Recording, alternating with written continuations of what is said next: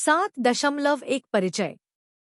बाबा साहेब अम्बेडकर एक दलित थे जो दलितों के लिए और बाद में पूरे देश के लिए एक सामाजिक, राजनीतिक और आध्यात्मिक नेता बने। उन्होंने भारत को एक लोकतांत्रिक संविधान प्रदान किया और एक आध्यात्मिक नेता के रूप में बुद्ध की विरासत को पुनर्जीवित किया। इसके विपरीत समाजवादी राम मनोहर लोहिया ने अल्पसंख्यकों और महिलाओं सहित वंचितों के हितों की वकालत की। अम्बेडकर और लोहिया दोनों ने जाति व्यवस्था को भारतीय समाज में एक भ्रष्ट शक्ति के रूप में देखा और इसे नष्ट करने की कोशिश की। अपने जीवन के अंत में अम्बेडकर लोहिया के साथ संवाद करते थे, पत्रों का आदान प्रदान करते थे और विचारों पर चर्चा करते थे। उन्होंने अनुसूचित जाति, अनुसूचित जनजाति, महिलाओं और अल्पसंख्यकों के आधार निर्वाचन क्षेत्र के साथ एक राजनीतिक दल बनाने पर भी विचार किया। यह इकाई भारतीय समाज में जाति व्यवस्था पर बाबा साहेब भीमराव अंबेडकर और राम मनोहर लोहिया के विचारों को शामिल करती है। इसकी शुरुआत वर्ण सिद्धांत पर आधारित हिंदू सामाजिक व्यवस्था की अंबेडकर की व्याख्या के संक्षिप्त अवलोकन से होती है और फिर जाति व्यवस्था की उत्पत्ति और प्रसार पर उनके विचारों की पड़ताल करती है। यह इकाई जाति चेतना और उसके नकारात्मक प्रभावों पर अंबेडकर के विचारों पर भी चर्चा करती है। इसके अतिरिक्त यह जाति व्यवस्था के हानिकारक पहलुओं पर राम मनोहर लोहिया के दृष्टिकोण और इसके उन्मूलन के लिए उनके दृष्टिकोण की जांच करता है। 7.2 जाति पर अम्बेडकर। अम्बेडकर ने जाति व्यवस्था की कठोरता और इसकी मुख्य विशेषताओं पर प्रकाश डाला। उन्होंने तर्क दिया कि श्रेणीबद्ध असमानता का सिद्धांत एक मौलिक और निर्विवाद पहलू है। चारों वर्ग न केवल अलग अलग हैं, बल्कि स्थिति में भी असमान है। एक को दूसरे से ऊपर स्थान दिया गया है। मनु की योजना के अनुसार ब्राह्मण सबसे ऊपर है, उसके बाद क्षत्रिय, वैश्य और शूद्र हैं। शूद्र के नीचे अछूत हैं। यह सिद्धांत जीवन के कई पहलुओं को प्रभावित करता है। उदाहरण के लिए, अकाल पीड़ितों को धन या राहत सामग्री वितरित करने वाला एक अधिकारी निम्न जन्म वाले व्यक्ति की तुलना में उच्च जन्म वाले व्यक्ति को अधिक देगा। हिंदू सामाजिक व्यवस्था श्रम को पुरस्कृत करने के आधार के रूप में समान आवश्यकता, समान कार्य या समान क्षमता को मान्यता नहीं देती है। यह जीवन की अच्छी चीजों को सामाजिक पदानुक्रम में सर्वोच्च माने जाने वाले लोगों में वितरित करना पसंद करता है। हिंदू सामाजिक व्यवस्था का दूसरा सिद्धांत वंशानुगत व्यवसाय प्रणाली है, जहां प्रत्येक वर्ग के भीतर नौकरियां पिता से पुत्र को हस्तांतरित की जाती हैं। अम्बेडकर के अनुसार तीसरी विशेषता किसी के अपने वर्ग के भीतर सामाजिक संपर्क पर प्रतिबंध है। हिंदू सामाजिक व्यवस्था में विभिन्न वर्गों के बीच अंतर्भोजन और अंतर्विवाह के खिलाफ सख्त नियम है। अम्बेडकर ने कहा कि हिंदू सामाजिक व्यवस्था के लिए वर्गों को मान्यता देना असामान्य नहीं है। वर्ग हर जगह मौजूद हैं और कोई भी समाज उनसे पूरी तरह मुक्त नहीं है। हालांकि एक स्वतंत्र सामाजिक व्यवस्था का उद्देश्य अलगाव और विशिष्टता को रोकना है, जो वर्ग के सदस्यों को एक दूसरे के प्रति शत्रुतापूर्ण बनाता है। वर्ण सिद्धांत की व्याख्या। अम्बेडकर ने हिंदू सामाजिक व्यवस्था में 4 वर्णों के अस्तित्व को स्वीकार किया। उन्होंने इस बात पर जोर दिया कि हिंदू सामाजिक व्यवस्था मुख्य रूप से वर्ग या वर्ण पर आधारित है, व्यक्तियों पर नहीं। उनके अनुसार हिंदू समाज की इकाई कोई व्यक्तिगत ब्राह्मण, क्षत्रिय, वैश्य, शूद्र या यहाँ तक कि अछूत भी नहीं है। विवाह और विरासत के उद्देश्यों को छोड़कर हिंदू धर्म में परिवार को भी समाज की एक इकाई के रूप में नहीं देखा जाता है। हिंदू समाज की इकाई वर्ग या वर्ण है। इस सामाजिक व्यवस्था में व्यक्तिगत योग्यता या न्याय के लिए कोई जगह नहीं है। यदि कोई व्यक्ति किसी विशेषाधिकार का आनंद लेता है, तो ऐसा इसलिए नहीं है क्योंकि एक व्यक्ति के रूप में वह इसके लायक है। ऐसा इसलिए है क्योंकि वे एक निश्चित वर्ग से संबंधित हैं। इसी प्रकार, यदि किसी को कष्ट होता है, तो यह उनके कार्यों के कारण नहीं, बल्कि इसलिए होता है क्योंकि वे एक विशेष वर्ग से हैं। अंबेडकर ने समाज के वर्णों में विभाजन के हिंदू सामाजिक व्यवस्था पर पड़ने वाले प्रभाव का विश्लेषण किया। उन्होंने तर्क दिया कि इस विभाजन ने हिंदू सामाजिक व्यवस्था को स्वतंत्रता, समानता और भाईचारा, एक स्वतंत्र सामाजिक व्यवस्था के 3 आवश्यक तत्वों को बनाए रखने से रोक दिया है। हिंदुओं का मानना है कि भगवान ने अपने दिव्य शरीर के विभिन्न हिस्सों से विभिन्न वर्गों के लोगों का निर्माण किया। अंबेडकर के अनुसार इस सिद्धांत ने कि विभिन्न वर्गों का निर्माण दैवीय शरीर के विभिन्न भागों से हुआ है, इस विश्वास को जन्म दिया है कि यह दैवीय इच्छा होगी कि वे अलग और विशिष्ट रहें। इस विश्वास ने हिंदू में अन्य हिंदुओं से अलग अलग और भिन्न होने की प्रवृत्ति पैदा की है। वह आगे कहते हैं, बेशक अलगाव और पृथक्करण की इस भावना की सबसे व्यापक और जंगली अभिव्यक्ति जाति व्यवस्था है। मूलतः वहाँ केवल 4 थे। आज कितने हैं? अनुमान है कि कुल संख्या 2000 से कम नहीं होगी, 3000 होगी। जातियां उपजातियों में बंटी हुई हैं। अंबेडकर ने जो सवाल उठाया वह है, ऐसी भावनाओं पर आधारित सामाजिक व्यवस्था में कौन सा भाईचारा हो सकता है? अंबेडकर पूछते हैं, क्या हिंदू सामाजिक व्यवस्था समानता को मान्यता देती है? उनका कहना है कि जबकि हिंदू सामाजिक व्यवस्था यह स्वीकार करती है कि मनुष्य ब्रह्मांड के निर्माता के शरीर से आए हैं, यह उन्हें समान नहीं मानता क्योंकि वे उसके शरीर के विभिन्न हिस्सों से बनाए गए थे जो स्वयं कथित महत्व और स्थान के आधार पर वर्गीकृत हैं। ब्राह्मणों की उत्पत्ति मुख से, क्षत्रियों की भुजाओं से, वैश्यों की जंघाओं से और शूद्रों की उत्पत्ति पैरों से हुई। अंबेडकर इस बात से सहमत है कि मनुष्य चरित्र और प्राकृतिक प्रतिभा में समान नहीं थे। हालांकि उनका मानना था कि हिंदू सामाजिक व्यवस्था यह मानने से इनकार करती है कि पुरुष, चाहे वे क्षमता और चरित्र में एक व्यक्ति के रूप में कितने भी भिन्न क्यों न हों, मनुष्य के रूप में समान रूप से विचार और सम्मान के हकदार हैं। किसी समाज की खुशहाली बढ़ने की संभावना है यदि वह अपने संगठन की योजना इस प्रकार बनाए ताकि, चाहे उनकी शक्तियां बड़ी हों या छोटी, इसके सभी सदस्य समान रूप से उन शक्तियों का सर्वोत्तम उपयोग करने में सक्षम हो सके जो उनके पास हैं। इस कारण से उन्हें लगता है कि हिंदू सामाजिक व्यवस्था समतावादी स्वभाव के खिलाफ है और परिस्थितियों, संस्थानों और जीवन शैली की समानता को विकसित नहीं होने देती है।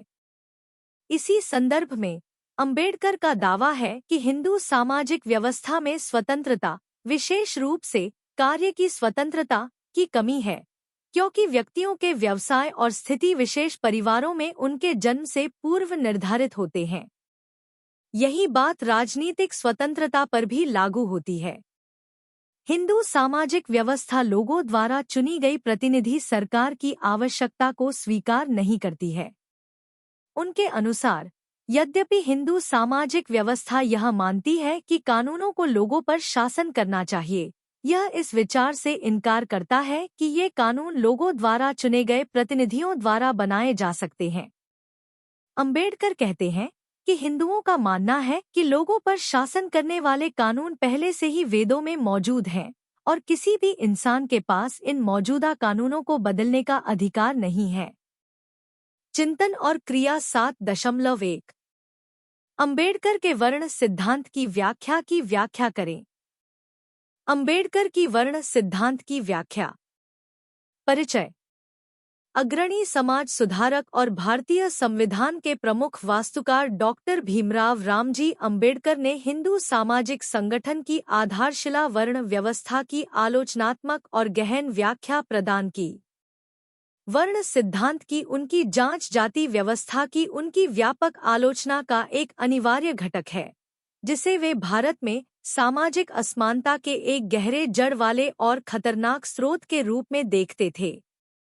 यह निबंध वर्ण सिद्धांत की अंबेडकर की व्याख्या, इसकी ऐतिहासिक उत्पत्ति, भारतीय समाज के लिए इसके निहितार्थ और इसके उन्मूलन के लिए उनके प्रस्तावों का पता लगाता है। वर्ण व्यवस्था का ऐतिहासिक संदर्भ। वर्ण व्यवस्था एक प्राचीन सामाजिक स्तरीकरण ढांचा है जिसे वैदिक ग्रंथों, मुख्य रूप से ऋग्वेद और मनुस्मृति में उल्लिखित किया गया है। यह समाज को 4 प्राथमिक श्रेणियों या वर्णों में वर्गीकृत करता है: ब्राह्मण, पुजारी और विद्वान, क्षत्रिय, योद्धा और शासक, वैश्य, व्यापारी और कृषक, और शूद्र, मजदूर और सेवा प्रदाता। प्रत्येक वर्ण विशिष्ट कर्तव्यों, धर्म और सामाजिक भूमिकाओं से जुड़ा था। अंबेडकर ने वर्ण व्यवस्था को केवल एक सैद्धांतिक निर्माण के रूप में नहीं, बल्कि एक जीवित वास्तविकता के रूप में देखा जो विकसित हुई और कठोर जाति व्यवस्था में बदल गई। उन्होंने प्राचीन ग्रंथों में वर्णित वर्ण के सैद्धांतिक पहलुओं और इसके व्यावहारिक अनुप्रयोग के बीच अंतर किया, जिसके बारे में उनका तर्क था कि यह समय के साथ विकृत और दमनकारी हो गया है। अंबेडकर की वर्ण सिद्धांत की आलोचना। वर्ण व्यवस्था की अंबेडकर की आलोचना बहुआयामी थी। उन्होंने इसकी दार्शनिक नींव, इसके व्यावहारिक निहितार्थ और इसके नैतिक आयामों पर सवाल उठाया। दार्शनिक आलोचना। दार्शनिक दृष्टिकोण से अंबेडकर ने वर्ण व्यवस्था की वैधता और तर्क को चुनौती दी। उन्होंने तर्क दिया कि इस प्रणाली का दैवीय उत्पत्ति का दावा निराधार था और यह वास्तव में ब्राह्मणवादी वर्चस्व को बनाए रखने के लिए बनाया गया एक सामाजिक निर्माण था। यह धारणा कि वर्ण व्यवस्था गुण और कर्म पर आधारित थी, अंबेडकर के अनुसार विशेषाधिकार और उत्पीड़न की वंशानुगत और अपरिवर्तनीय प्रणाली के लिए एक परिष्कृत आवरण था। अंबेडकर ने वर्ण का वर्णन करने वाले ग्रंथों की विसंगतियों पर प्रकाश डाला। उदाहरण के लिए, उन्होंने बताया कि यदि वर्ण वास्तव में व्यक्तिगत गुणों और कार्यों पर आधारित है, तो इसे सामाजिक गतिशीलता की अनुमति देनी चाहिए। हालांकि व्यवहार में किसी का वर्ण जन्म से निर्धारित होता था, जिससे एक कठोर और पदानुक्रमित सामाजिक व्यवस्था बनती थी। सामाजिक और व्यावहारिक आलोचना। अंबेडकर की आलोचना वर्ण व्यवस्था के व्यावहारिक निहितार्थों तक फैली हुई थी। उन्होंने तर्क दिया कि इसने एक खंडित समाज का निर्माण किया जहां निचले वर्णों, विशेष रूप से शूद्रों और अतिशूद्रों, दलितों को व्यवस्थित रूप से हाशिए पर रखा गया और उन पर अत्याचार किया गया। इस प्रणाली ने असमानता को कायम रखा और आबादी के एक बड़े हिस्से को बुनियादी मानवाधिकारों और सम्मान से वंचित कर दिया। अंबेडकर ने यह प्रदर्शित करने के लिए ऐतिहासिक साक्ष्य प्रदान किए कि वर्ण व्यवस्था एक कठोर जाति व्यवस्था में विकसित हो गई थी जिसने सामाजिक बहिष्कार और भेदभाव को वैध बना दिया था। उन्होंने इतिहास के उदाहरणों का हवाला दिया जहां पूरे समुदायों को बहिष्कृत कर दिया गया और केवल उनके जन्म के आधार पर अधीनता के जीवन की निंदा की गई। नैतिक और नैतिक आलोचना। नैतिक रूप से अंबेडकर ने वर्ण व्यवस्था को अन्यायपूर्ण और अमानवीय बताया। उन्होंने तर्क दिया कि कोई भी सामाजिक व्यवस्था जो जन्म के आधार पर असमानता और भेदभाव को मंजूरी देती है, वह मौलिक रूप से अनैतिक है। उन्होंने इस बात पर जोर दिया कि वर्ण के ढांचे के भीतर सच्चा न्याय और समानता हासिल नहीं की जा सकती। अंबेडकर विशेष रूप से वर्ण व्यवस्था को कायम रखने में धार्मिक और सांस्कृतिक आख्यानों की भूमिका के आलोचक थे। उनका मानना था कि धार्मिक ग्रंथों द्वारा वर्ण का समर्थन एक नैतिक आवरण प्रदान करता है जो सामाजिक पदानुक्रम को उचित ठहराता है और प्रतिरोध को कठिन बनाता है। सामाजिक सुधार के लिए अंबेडकर का दृष्टिकोण। वर्ण सिद्धांत की अंबेडकर की व्याख्या केवल अकादमिक नहीं थी, यह सामाजिक सुधार के लिए कार्रवाई का आह्वान था। उन्होंने वर्ण व्यवस्था को खत्म करने और अधिक समतापूर्ण समाज के निर्माण के लिए कई उपाय प्रस्तावित किए। शिक्षा और जागरूकता। अंबेडकर का मानना था कि शिक्षा सामाजिक परिवर्तन के लिए सबसे शक्तिशाली उपकरण है। उन्होंने समाज के वंचित वर्गों को उनके अधिकारों के प्रति जागृत करने और वर्ण व्यवस्था की वैचारिक नींव को चुनौती देने के लिए शिक्षा की आवश्यकता पर बल दिया। उन्होंने उत्पीड़न के चक्र को तोड़ने के साधन के रूप में विशेषकर दलितों के लिए सार्वभौमिक शिक्षा की वकालत की। कानूनी और संवैधानिक उपाय। भारतीय संविधान के मुख्य वास्तुकार के रूप में अंबेडकर ने यह सुनिश्चित किया कि न्याय, समानता और बंधुत्व के सिद्धांत स्वतंत्र भारत के कानूनी ढांचे में स्थापित हों। उन्होंने ऐसे प्रावधानों का मसौदा तैयार करने में महत्वपूर्ण भूमिका निभाई जिसने जाति के आधार पर भेदभाव को प्रतिबंधित किया और सामाजिक और आर्थिक रूप से पिछड़े वर्गों के उत्थान के लिए सकारात्मक कार्रवाई को बढ़ावा दिया।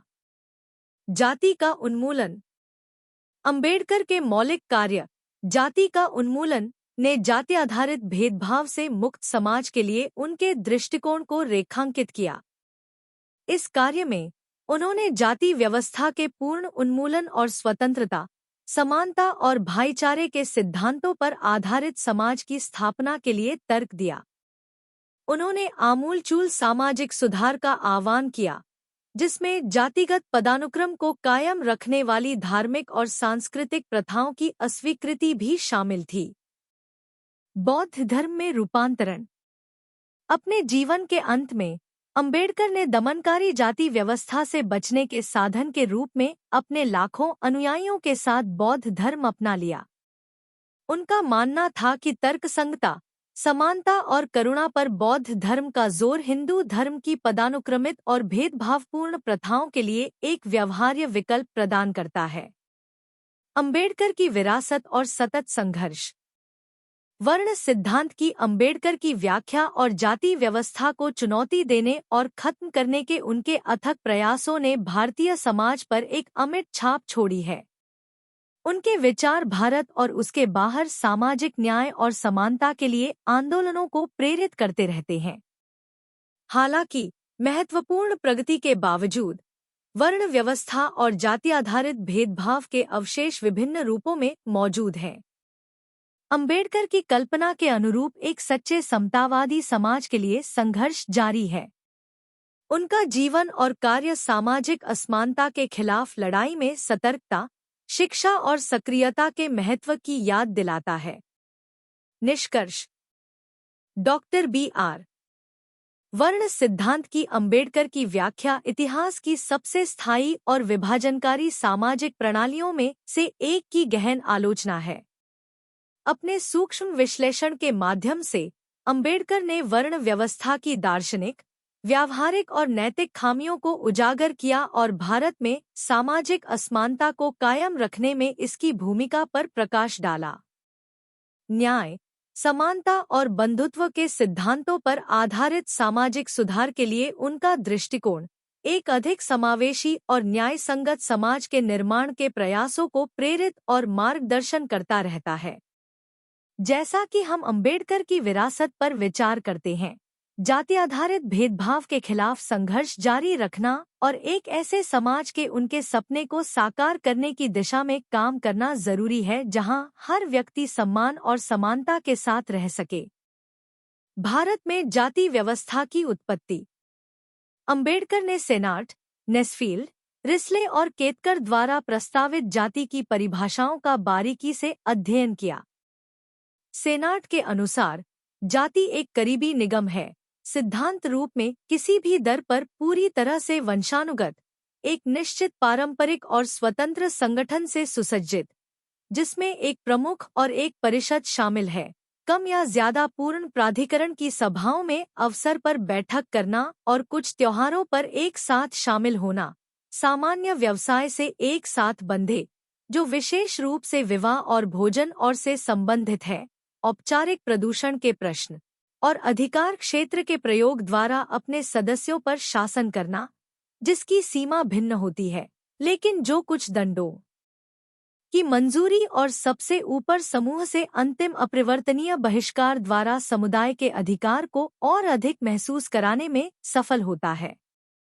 नेस्फील्ड ने जाति को इस प्रकार परिभाषित किया है: समुदाय का एक वर्ग जो किसी भी अन्य वर्ग के साथ किसी भी संबंध को अस्वीकार करता है और अपने समुदाय के व्यक्तियों के अलावा किसी के साथ न तो विवाह कर सकता है और न ही खा सकता है और न ही पी सकता है, अंबेडकर ने रिस्ले को उद्धृत किया है, जिनके अनुसार एक जाति को परिवारों या परिवारों के समूह के एक समूह के रूप में परिभाषित किया जा सकता है, जिनका एक सामान्य नाम होता है, जो आम तौर पर विशिष्ट व्यवसाय को दर्शाता है या उससे जुड़ा होता है, जो एक पौराणिक पूर्वज, मानव या दैवीय से सामान्य वंश का दावा करता है।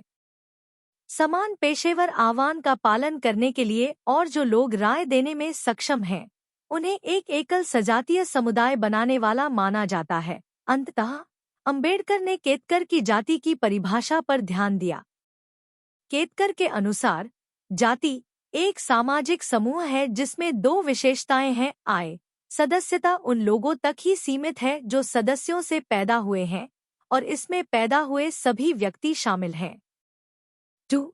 सदस्यों को समूह के बाहर विवाह करने के लिए कठोर सामाजिक कानून द्वारा मना किया गया है। विभिन्न सामाजिक वैज्ञानिकों द्वारा दी गई जातियों की उपरोक्त परिभाषाओं की समीक्षा करते हुए अंबेडकर इस बात पर जोर देते हैं कि अधिकांश विद्वानों ने जाति को एक पृथक इकाई के रूप में परिभाषित किया है। अंबेडकर जातियों की परिभाषाओं में से केवल उन्हीं तत्वों का विश्लेषण करते हैं जिन्हें वे विशिष्ट और सार्वभौमिक घटना मानते हैं। सेनाट के लिए प्रदूषण का विचार जाति की विशेषता थी। अंबेडकर ने इसका खंडन करते हुए तर्क दिया कि यह किसी भी तरह से जाति से संबंधित नहीं है। यह आम तौर पर पुरोहिती अनुष्ठानवाद और पवित्रता में सामान्य विश्वास से उत्पन्न होता है। एक आवश्यक तत्व के रूप में जाति के साथ इसके संबंध को खारिज किया जा सकता है, क्योंकि इसके बिना भी जाति व्यवस्था चलती है। उन्होंने निष्कर्ष निकाला कि प्रदूषण का विचार केवल जाति से जुड़ा है, क्योंकि पुरोहितवाद और पवित्रता पुराने सहयोगी हैं, और यह पुरोहित जाति है जो जाति पदानुक्रम में सर्वोच्च रैंक का आनंद लेती है। अंबेडकर ने नेस्फील्ड की जाति की परिभाषा में अपनी जाति के बाहर के लोगों के साथ भोजन की अनुपस्थिति को एक विशेषता के रूप में पहचाना है। वह बताते हैं कि नेस्फील्ड ने गलती से प्रभाव को कारण समझ लिया था। परस्पर भोजन का अभाव जाति व्यवस्था का प्रभाव है, न कि उसका कारण। इसके अलावा केतकर एक जाति को जातियों की व्यवस्था के संबंध में परिभाषित करते हैं। केतकर ने जाति की दो विशेषताओं की पहचान की, ए, अंतर्विवाह का निषेध और बी, ऑटोजेनी द्वारा सदस्यता। अंबेडकर का तर्क है कि ये दोनों पहलू अलग अलग नहीं हैं, क्योंकि यदि अंतर्विवाह निषिद्ध है तो इसका परिणाम यह होता है कि सदस्यता समूह के भीतर पैदा हुए लोगों तक ही सीमित हो जाती है। जाति की विभिन्न विशेषताओं का आलोचनात्मक मूल्यांकन करने के बाद अंबेडकर ने निष्कर्ष निकाला कि विभिन्न जातियों के लोगों के बीच निषेध या कहें कि अंतर्विवाह का अभाव ही एकमात्र तत्व है जिसे जाति का महत्वपूर्ण तत्व माना जा सकता है।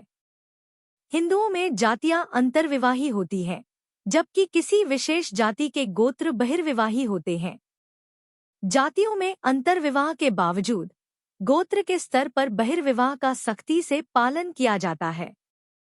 सजातीय विवाह के नियमों को तोड़ने वालों की तुलना में बहिर्विवाह के नियमों को तोड़ने वालों के लिए अधिक कठोर दंड है। यह समझ में आता है कि बहिर्विवाह को जाति के स्तर पर निर्धारित नहीं किया जा सकता है, क्योंकि तब एक निश्चित पहचान योग्य इकाई के रूप में जाति का अस्तित्व समाप्त हो जाएगा। अंबेडकर आगे कहते हैं कि समूह से बाहर विवाह रोकने से समूह के भीतर ही एक समस्या पैदा हो जाती है, जिसे हल करना आसान नहीं है। समस्या यह है कि एक सामान्य समूह में किसी भी लिंग के व्यक्तियों की संख्या कमोबेश समान रूप से वितरित होती है और वे समान उम्र के होते हैं। यदि कोई समूह एक जाति के रूप में अपनी पहचान मजबूत करना चाहता है तो उसे किसी भी लिंग के व्यक्तियों की संख्या में सख्त संतुलन बनाए रखना होगा। संख्याओं का रखरखाव प्राथमिक लक्ष्य बन जाता है, क्योंकि यदि कोई समूह अंतर्विवाह की प्रथा को संरक्षित करना चाहता है तो समूह के भीतर दो लिंगों के विवाह योग्य व्यक्तियों के बीच संख्यात्मक समानता बनाए रखना नितांत आवश्यक है। अंबेडकर ने निष्कर्ष निकाला, जाति की समस्या अंततः इसके भीतर दो लिंगों की विवाह योग्य इकाइयों के बीच असमानता को सुधारने में ही हल हो जाती है। स्वाभाविक रूप से ऐसा होता है कि समाज में किसी भी लिंग का अधिशेष होता है। यदि कोई पुरुष मर जाता है तो उसकी पत्नी अधिशेष होती है और यदि एक महिला मर जाती है तो उसका पति अधिशेष होता है। यदि समूह इस अधिशेष जनसंख्या का ध्यान नहीं रखता है तो वह सजातीय विवाह के नियम को आसानी से तोड़ सकता है। अंबेडकर का तर्क है कि समाज में अधिशेष महिलाओं की समस्या को दो तरीकों से हल किया जा सकता है। अधिशेष महिलाओं को या तो उनके पति की चिता पर जला दिया जा सकता है या उन पर सजातीय विवाह के सख्त नियम लागू किए जा सकते हैं। चूंकि समाज में महिलाओं को जलाने को प्रोत्साहित नहीं किया जा सकता, इसलिए विधवापन के साथ पुनर्विवाह पर प्रतिबंध लगा दिया जाता है।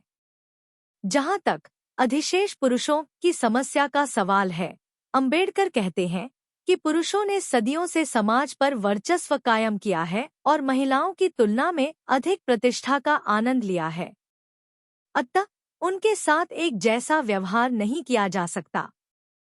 एक विधुर जीवन भर ऐसा ही रह सकता है, लेकिन स्वाभाविक यौन इच्छा को देखते हुए वह समूह की नैतिकता के लिए खतरा है, खासकर यदि वह एक सक्रिय सामाजिक जीवन जीता है और एक वैरागी के रूप में नहीं। इसलिए उसे उस महिला से दूसरी बार शादी करने की अनुमति दी जानी चाहिए जो पहले से शादीशुदा नहीं है। हालांकि यह एक कठिन प्रस्ताव है। यदि किसी विधुर को दूसरी स्त्री उपलब्ध कराई जाती है तो विवाह योग्य आयु वाली स्त्रियों की संख्या में असंतुलन पैदा हो जाता है। इसलिए एक अधिशेष पुरुष को ऐसी पत्नी प्रदान की जा सकती है जो अभी तक विवाह योग्य उम्र तक नहीं पहुंची है, अर्थात एक नाबालिग लड़की। अंबेडकर ने 4 तरीकों की पहचान की जिनके द्वारा दो लिंगों के बीच संख्यात्मक असमानता से निपटा जा सकता है। विधवा को उसके मृत पति के साथ जलाना, अनिवार्य वैधव्य, विधुर पर ब्रह्मचर्य का नियम लागू करना और विधुर की शादी उस लड़की से की जाती है जो अभी तक विवाह योग्य उम्र तक नहीं पहुंची है। हिंदू समाज में सती प्रथा, विधवा पुनर्विवाह पर रोक और नाबालिग लड़कियों के विवाह की प्रथा प्रचलित है। एक विधुर भी संन्यास ले सकता है, अर्थात संसार का त्याग कर सकता है। ये प्रथाएं अंतर्विवाह से उत्पन्न दोनों लिंगों के बीच संख्यात्मक संतुलन बनाए रखने का ध्यान रखती हैं। अंबेडकर के लिए जाति के प्रसार और उत्पत्ति का प्रश्न अलग अलग नहीं है। अंबेडकर के अनुसार जाति व्यवस्था या तो भारत के लोगों पर एक कानून निर्माता द्वारा एक दैवीय आदेश के रूप में थोपी गई थी या यह भारतीय लोगों के लिए अद्वितीय सामाजिक विकास के कुछ कानून के अनुसार विकसित हुई थी। अंबेडकर इस विचार का खंडन करते हैं कि एक कानून निर्माता ने जाति व्यवस्था बनाई। मनु को अक्सर हिंदुओं का विधि निर्माता माना जाता है, लेकिन यह अनिश्चित है कि वह कभी अस्तित्व में थे या नहीं।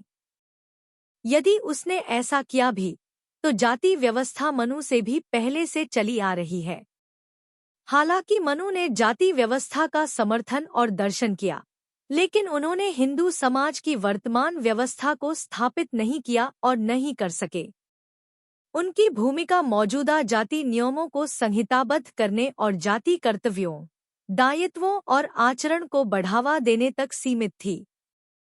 अंबेडकर इस तर्क को खारिज करते हैं कि ब्राह्मणों ने जाति का निर्माण किया। उनका मानना है कि इस विश्वास को खत्म करना जरूरी है क्योंकि कई रूढ़िवादी हिंदू अभी भी सोचते हैं कि हिंदू समाज को शास्त्रों द्वारा जाति व्यवस्था के ढांचे में ढाला गया था। शास्त्रों या पवित्र ग्रंथों की शिक्षा और उपदेश ब्राह्मणों का विशेष क्षेत्र है। अंबेडकर इस तर्क से सहमत है कि जाति व्यवस्था भारतीय लोगों के लिए अद्वितीय सामाजिक विकास के कानून के अनुसार फैली। पश्चिमी विद्वानों का सुझाव है कि भारत में विभिन्न जातियों की उत्पत्ति व्यवसाय, जनजातीय संगठनों के अस्तित्व, नई विश्वास प्रणालियों के उदय, क्रॉसब्रीडिंग और प्रवासन से हुई है। हालांकि अंबेडकर कहते हैं कि ये कारक अन्य समाजों में भी मौजूद हैं और भारत के लिए अद्वितीय नहीं है।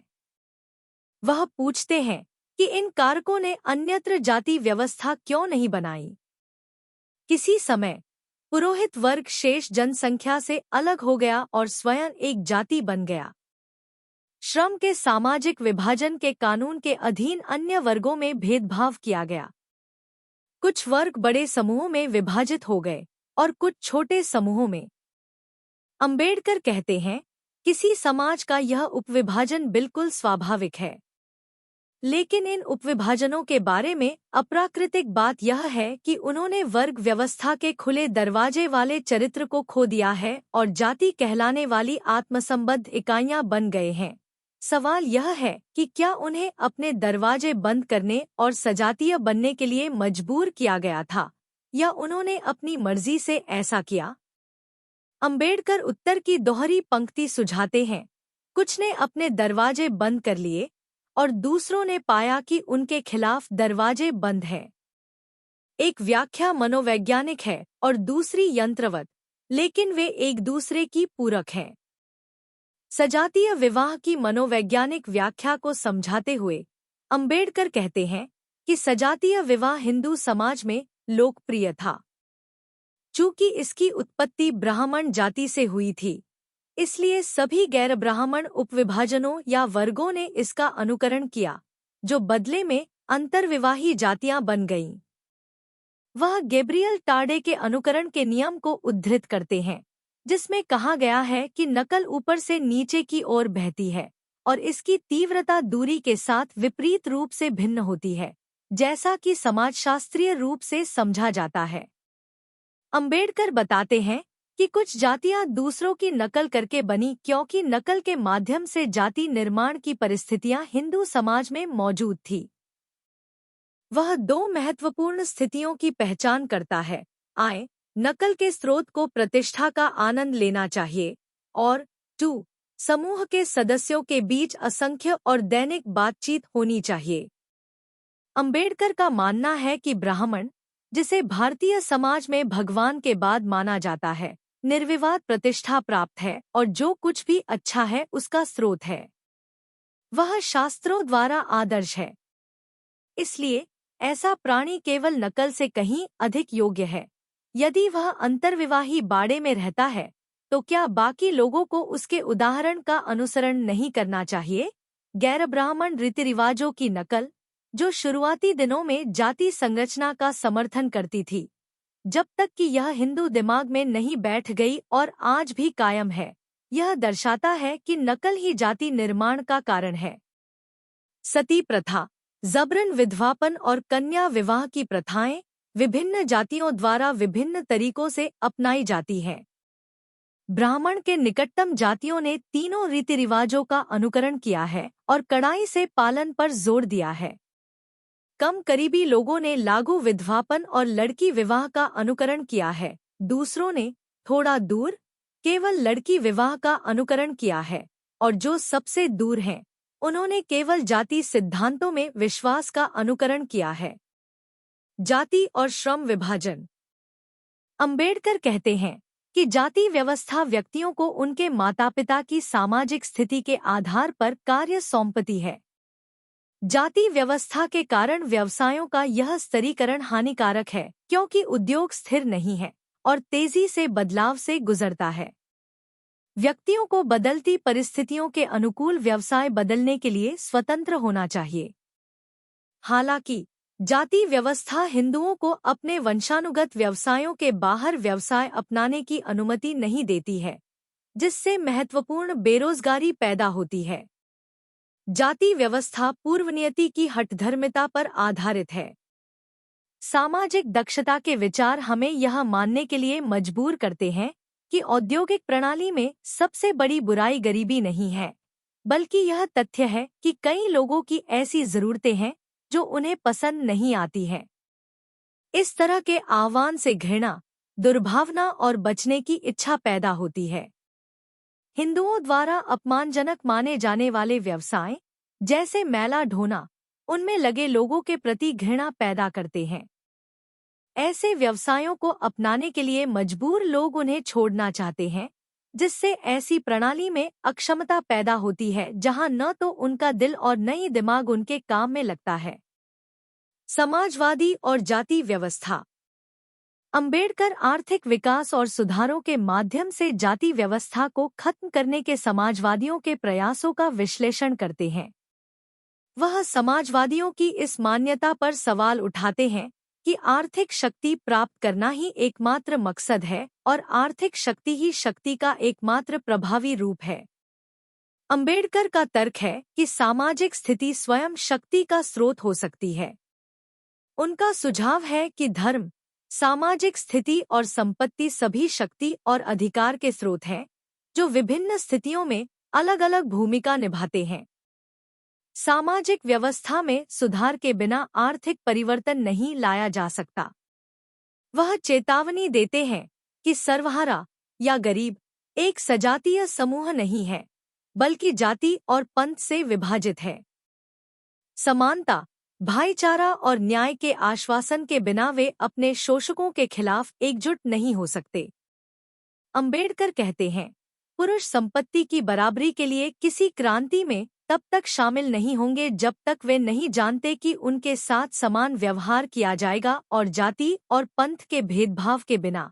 इसलिए समाजवादियों को आर्थिक परिवर्तन प्राप्त करने से पहले जाति पदानुक्रम पर ध्यान देना चाहिए। जाति का उन्मूलन। अंबेडकर बताते हैं कि जाति कोई शारीरिक बाधा नहीं, बल्कि एक मानसिक धारणा है।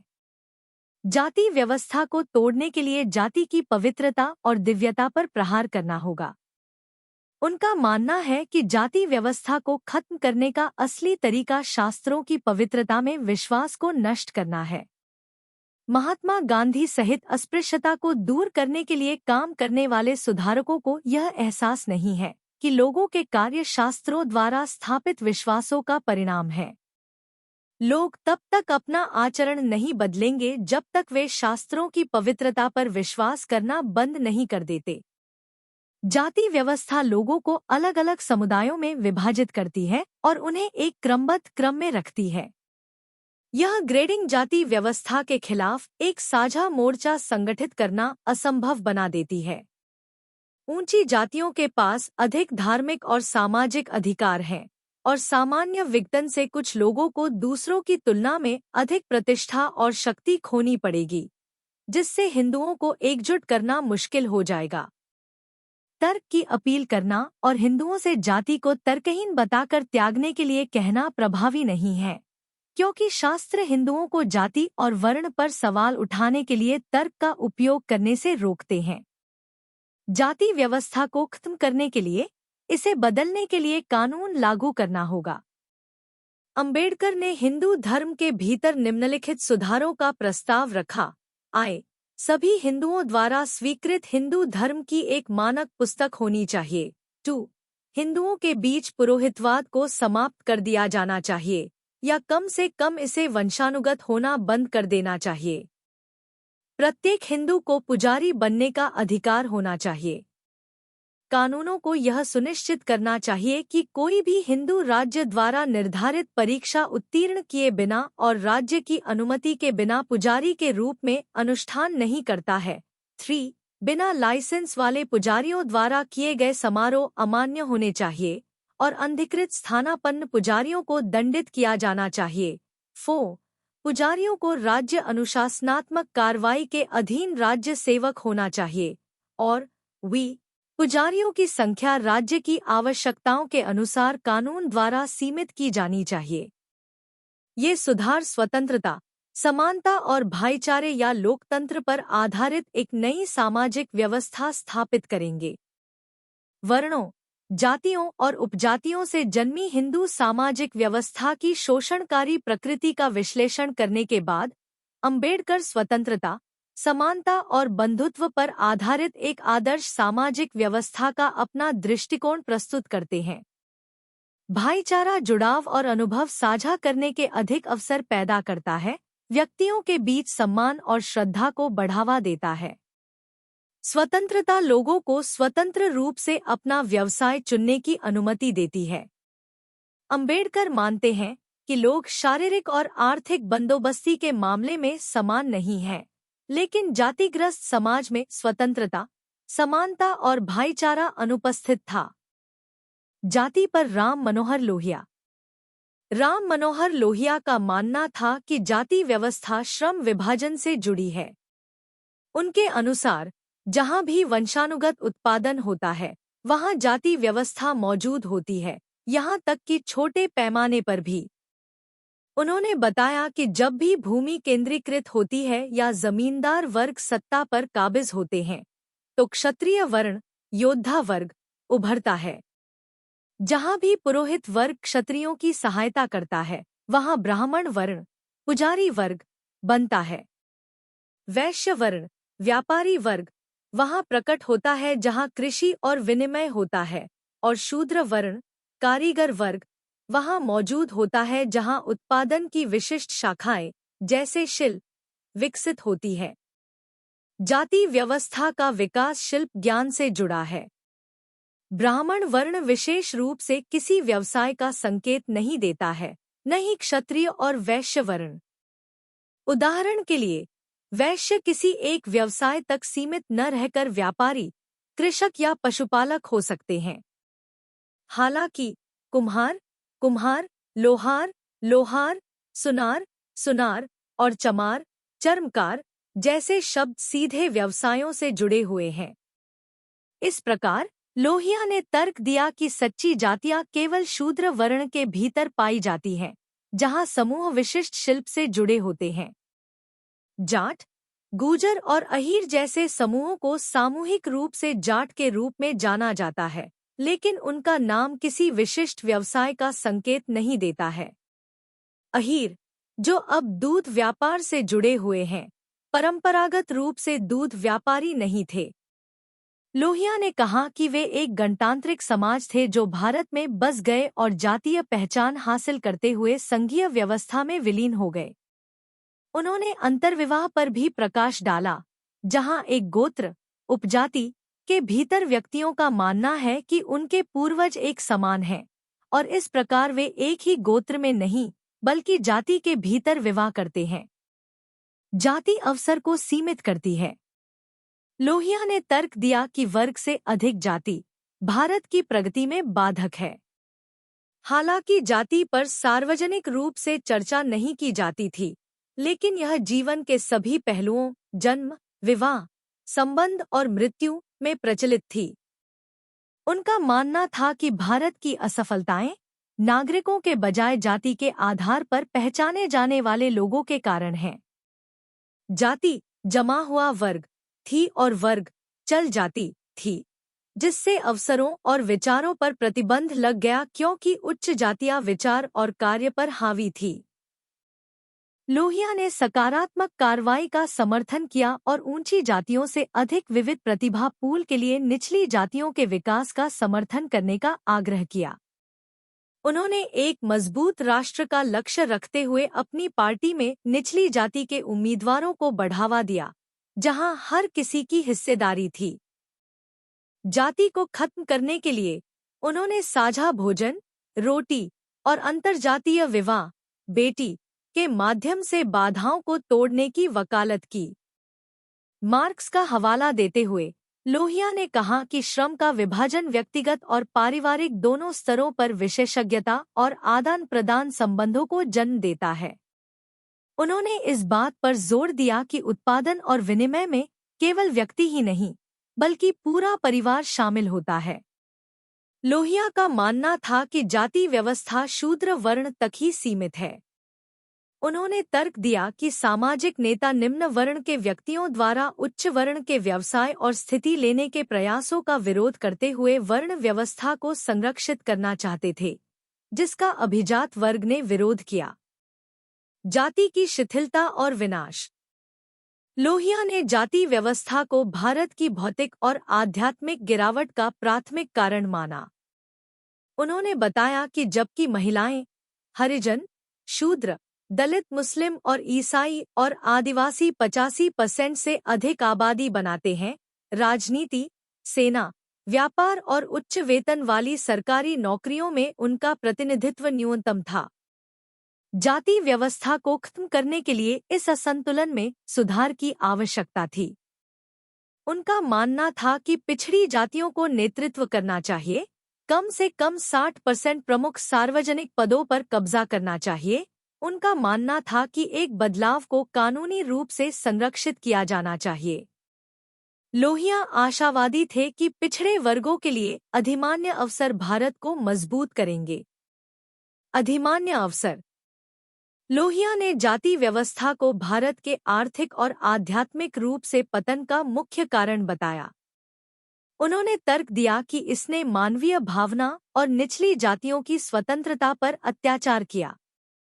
इस प्रकार उन्होंने उच्च जाति, अंग्रेजी शिक्षा और धन पर आधारित शासक वर्ग के प्रभुत्व का मुकाबला करने के लिए भूमि वितरण, रोजगार और शिक्षा में प्राथमिकताओं का सुझाव देते हुए अनुसूचित जातियों और अन्य पिछड़े वर्गों के लिए विशेष अवसरों की वकालत की। लोहिया ने पिछड़ी जातियों से अपनी कमियों को पहचानने और ऊंची जाति की बुराइयों की नकल करने से बचने का आग्रह किया। निचली जातियों के बीच नेतृत्व के लिए मजबूत चरित्र और ईर्ष्या से बचने की आवश्यकता होती है, जिससे नकारात्मक प्रभाव पड़ सकता है। उन्होंने भारत की 2/3 आबादी वाली कई पिछड़ी जातियों के बीच बिजली वितरण की आवश्यकता पर प्रकाश डाला। संसदीय चुनावों में पिछड़ी जातियों को तवज्जो मिलनी चाहिए। उनके बीच से उभरने वाले नेता आत्मसम्मान और निडरता की प्रेरणा देंगे। लोहिया सामूहिक गतिविधियों के माध्यम से पिछड़ी जातियों में स्वाभिमान और निडरता को बढ़ावा देने में विश्वास करते थे। उन्होंने सांस्कृतिक आदान प्रदान के साधन के रूप में साहित्य, नाटक, मेलों और खेलों की वकालत की। उन्होंने इस धारणा के खिलाफ तर्क दिया कि केवल वर्ग संघर्ष ही जाति व्यवस्था को समाप्त कर सकता है।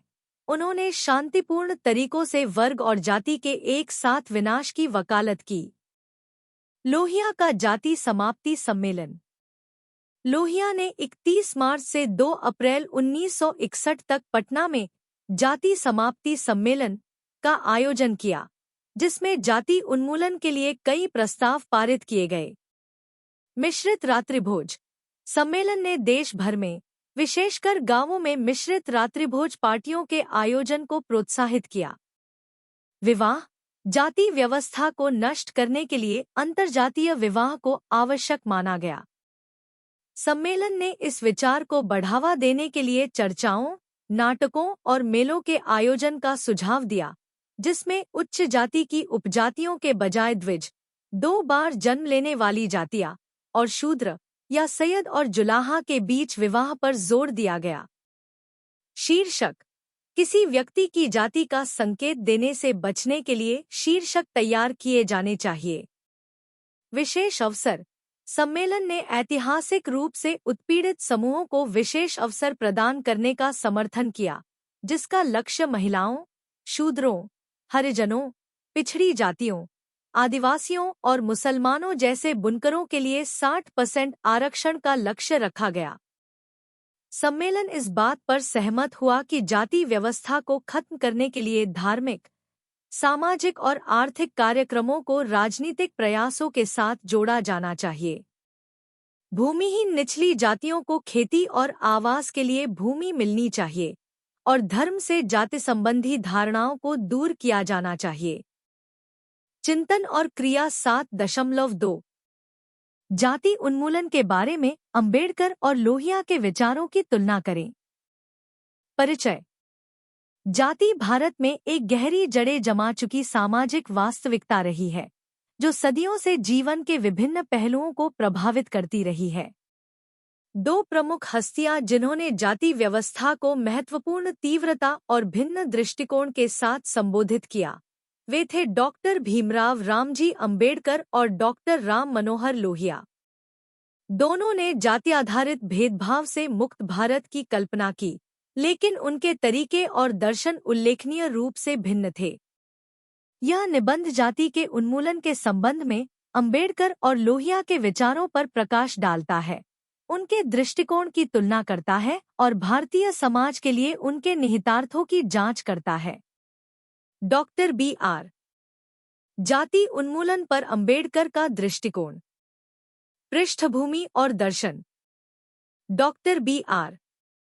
अंबेडकर, जिन्हें अक्सर भारतीय संविधान के प्रमुख वास्तुकार के रूप में जाना जाता है, एक समाज सुधारक, अर्थशास्त्री और न्यायविद थे। एक दलित, जिसे पहले अछूत कहा जाता था, परिवार में जन्मे अंबेडकर ने जाति व्यवस्था की दमनकारी प्रकृति का प्रत्यक्ष अनुभव किया।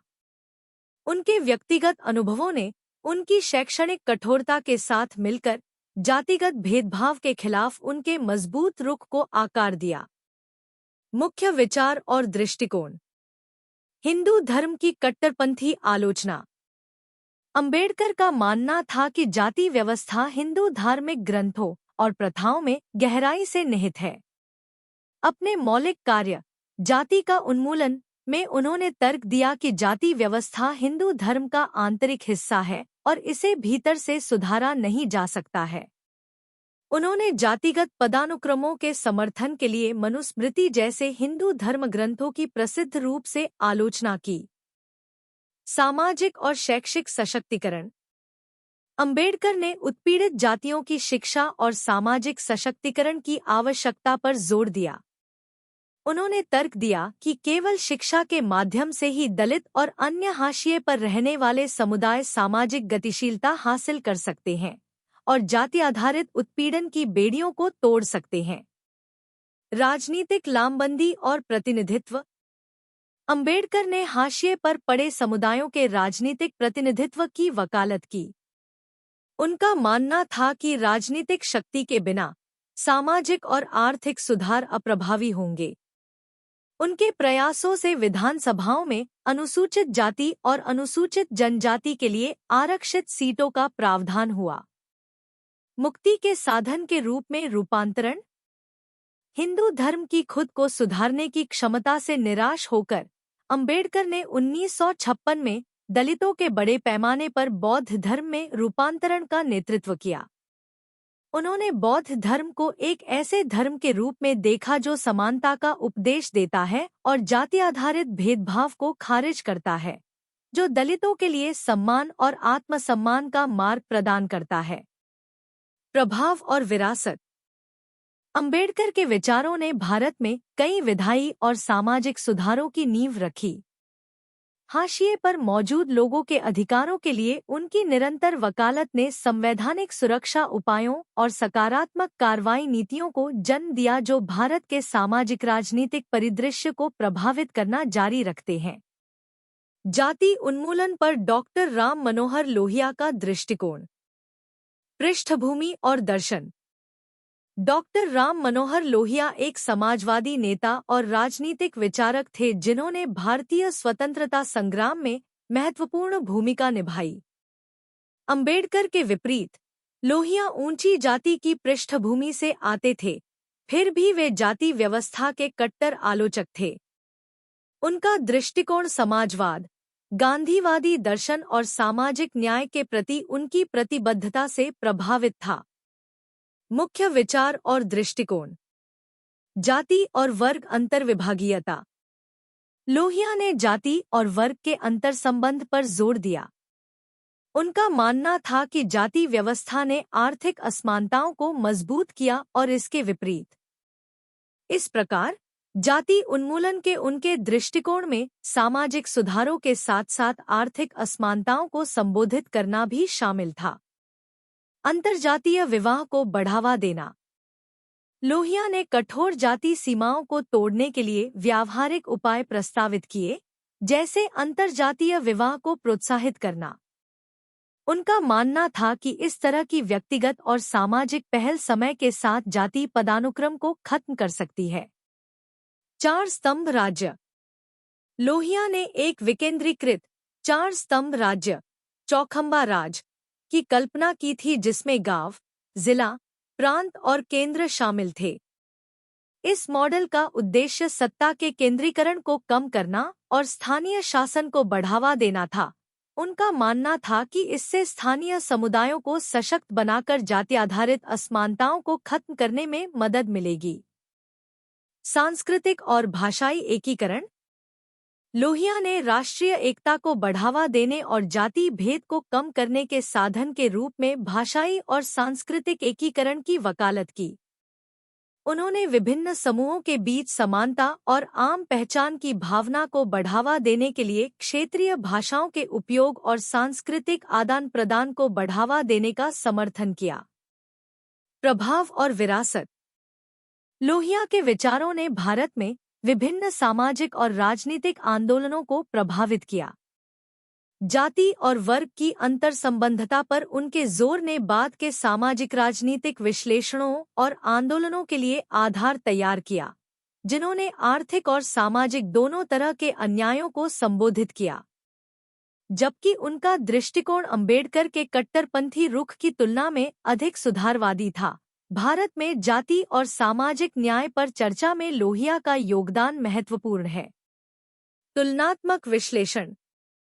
दार्शनिक मतभेद। अंबेडकर और लोहिया ने जाति व्यवस्था को खत्म करने के अपने सामान्य लक्ष्य के बावजूद इस मुद्दे को विभिन्न दार्शनिक दृष्टिकोण से देखा।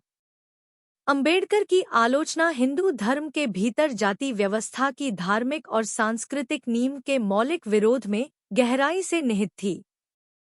उन्होंने जाति व्यवस्था को हिंदू धर्म के एक अंतर्निहित हिस्से के रूप में देखा, जिसमें पूरी तरह से बदलाव की आवश्यकता थी, भले ही इसका मतलब धर्म को छोड़ना ही क्यों न हो। दूसरी ओर, लोहिया ने समस्या को अधिक समाजवादी और एकीकृत दृष्टिकोण से देखा।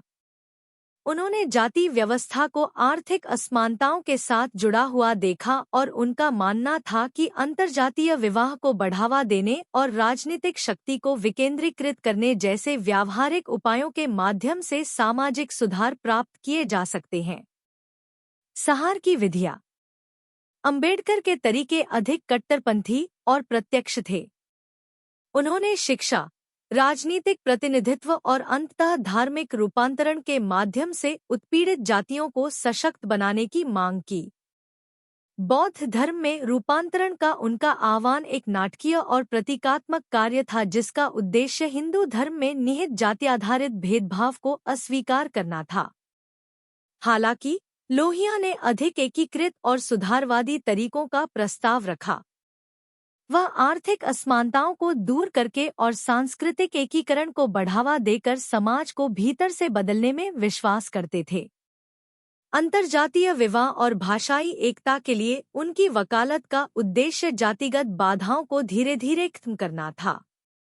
नीतियों और आंदोलनों पर प्रभाव। अंबेडकर के विचारों का भारतीय संविधान के निर्माण और सकारात्मक कार्रवाई नीतियों की स्थापना पर गहरा प्रभाव पड़ा। कानूनी और राजनीतिक उपायों पर उनके जोर ने जाति आधारित भेदभाव को संबोधित करने के लिए एक संरचनात्मक ढांचा प्रदान किया। लोहिया का प्रभाव जमीनी स्तर के सामाजिक और राजनीतिक आंदोलनों में अधिक दिखाई देता है, जो आर्थिक और सामाजिक न्याय पर केंद्रित हैं। जाति और वर्ग के विकेंद्रीकरण और अंतर्विरोध पर उनके विचार समकालीन सामाजिक राजनीतिक विश्लेषणों और सक्रियता में गूंजते रहते हैं। सार्वजनिक भूक्षेत्र। अपने मतभेदों के बावजूद अंबेडकर और लोहिया दोनों ने सामाजिक न्याय और समानता के प्रति गहरी प्रतिबद्धता साझा की। उन दोनों ने भारतीय समाज पर जाति व्यवस्था के हानिकारक प्रभावों को पहचाना और एक अधिक न्यायसंगत सामाजिक व्यवस्था बनाने की मांग की। उनके योगदान, दृष्टिकोण में भिन्न होते हुए भी, जाति आधारित भेदभाव के खिलाफ व्यापक संघर्ष में एक दूसरे के पूरक हैं। निष्कर्ष। Doctor B.R. के विचार जाति उन्मूलन पर अंबेडकर और डॉक्टर राम मनोहर लोहिया भारत के सबसे स्थायी सामाजिक मुद्दों में से एक को संबोधित करने के लिए दो अलग लेकिन पूरक दृष्टिकोण प्रस्तुत करते हैं। अंबेडकर की कट्टरपंथी आलोचना और शिक्षा, राजनीतिक सशक्तिकरण और धार्मिक रूपांतरण पर जोर ने कानूनी और संवैधानिक सुधारों के लिए एक मूलभूत ढांचा प्रदान किया। जाति और वर्ग के अंतर्संबंध, सांस्कृतिक एकीकरण और व्यावहारिक सामाजिक सुधारों पर ध्यान केंद्रित करने वाला लोहिया का एकीकृत दृष्टिकोण जमीनी स्तर के आंदोलनों और निरंतर सामाजिक परिवर्तन के लिए एक मार्ग प्रदान करता है। दोनों नेताओं ने अपने अनूठे दृष्टिकोण के माध्यम से भारत में जाति भेदभाव के खिलाफ चल रहे संघर्ष में महत्वपूर्ण योगदान दिया है। उनकी विरासतें अधिक न्यायपूर्ण और समतापूर्ण समाज बनाने के समकालीन प्रयासों को प्रेरित और सूचित करती रहती हैं। 7.4 निष्कर्ष। जैसा कि आपने महसूस किया होगा, अंबेडकर और लोहिया के विचार कई मायनों में मेल खाते हैं। दोनों ने जाति को एक कठोर और अनुचित व्यवस्था के रूप में देखा जो संभावनाओं को सीमित करती है और असंतुलन और असमानताएं पैदा करती है। दोनों इस बात पर सहमत थे कि जाति को नष्ट किया जाना चाहिए, हालांकि वे इसे प्राप्त करने के लिए अपने मौलिक दृष्टिकोण और तरीकों में भिन्न थे। जहां अंबेडकर ने हिंदू धर्म की एक एकल, सामान्य पुस्तक और पारंपरिक पुरोहितवाद के उन्मूलन की वकालत की, वहीं लोहिया ने साझा भोजन, सांस्कृतिक बातचीत और सांस्कृतिक आदान प्रदान के लिए परिस्थितियां बनाने पर जोर दिया। लोहिया ने कमजोरों और वंचितों के लिए तरजीही नीतियों का भी समर्थन किया।